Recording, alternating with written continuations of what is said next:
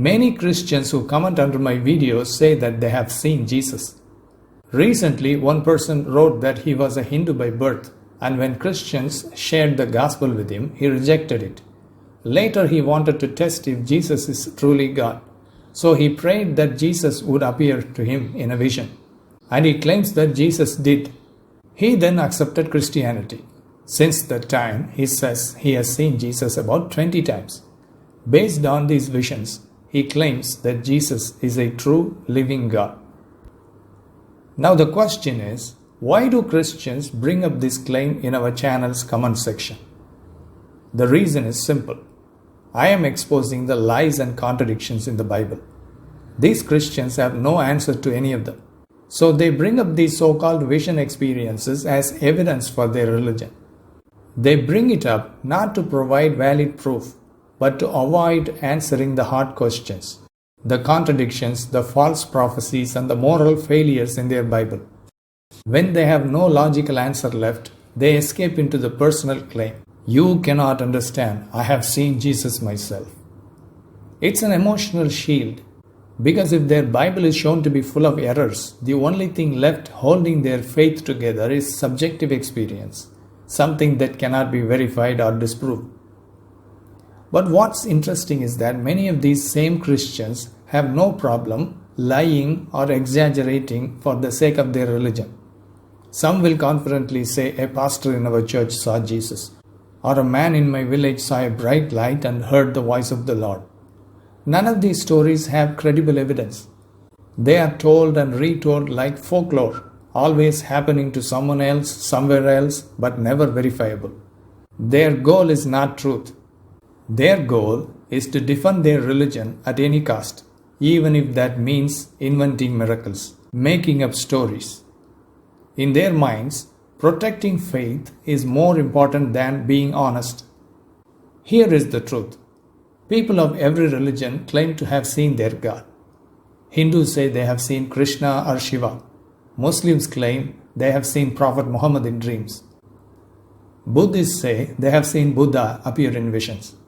If we accept all those experiences as true, then every religion must be true. But if Christians say, no, only our experiences are true, then they must explain why their visions are real and everyone else's are false. Can they explain? No, they cannot. Because this is not divine revelation, it's human imagination shaped by their own belief. All these vision experiences are shaped by the personal belief of that individual.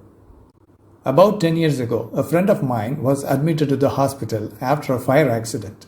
He had severe burns, and when I visited him in the hospital, he said, I was so afraid, but half an hour ago, Mother Mary appeared to me by my bedside and said, Son, don't worry, I will take care of you.